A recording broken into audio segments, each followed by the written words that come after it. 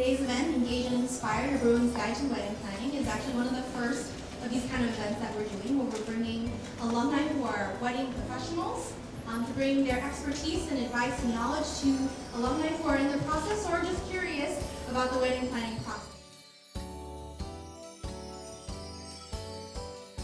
So to take a couple of weeks and keep a little notebook in your purse or in your car, and every time you hear a song you love or you have a food you love, anything like that, really write those things down, and at the end of those few weeks, come together and compare notes. And you might find that you guys are really good foodies, and the majority of your list is food-centric. So you're going to put a little bit more of your budget towards catering. Because a lot of times couples will mesh with each other, say, oh, I guess, yeah, that's my number one too. I really want to hear from both of them, because a wedding isn't just about one individual, it's about them as a couple. The one thing that you'll realize is your wedding day goes fast.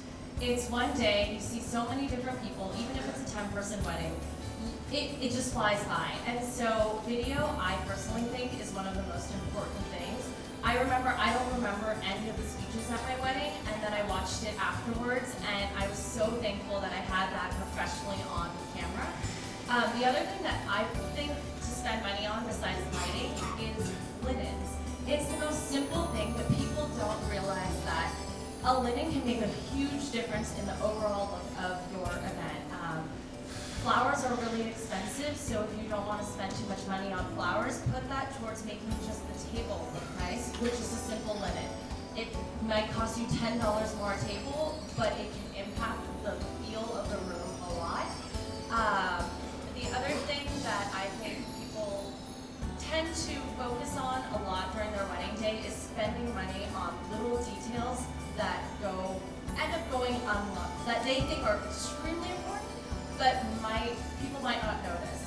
And so the one place that I tell brides and grooms to cut money on, although it depends on your priorities, is certain rentals like chairs. You can get really nice chairs for a reasonable price, although everyone seems to now want this restoration hardware, bigger chairs. They cost like $15 each, and so that can add up a lot. And those are places that you can spend less money on to focus on other things that might go overlooked.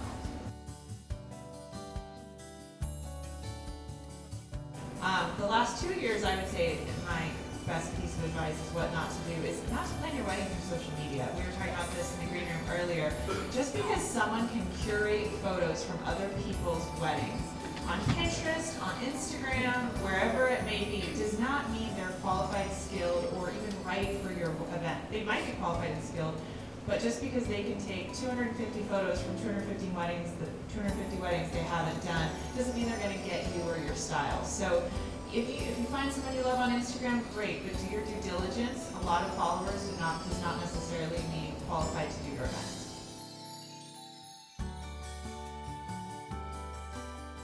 Every couple faces, finding all this stuff, paying for all this stuff, trying to figure out what it is you want, trying to figure out what it is that you're flexible on. So the challenges are the same. I think there's like that extra element of, oh no, some people are going to reject you. But it's like the same with any other couple. If somebody rejects you or they're mean to you, do not hire them.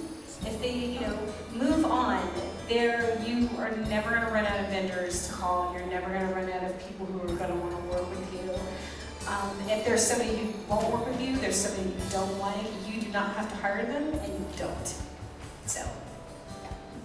So in addition to that question, I've heard in sort of interfacing with LGBT couples, there is that one question that you should ask, right? Yeah, you should definitely ask if they're okay working with LGBT couples.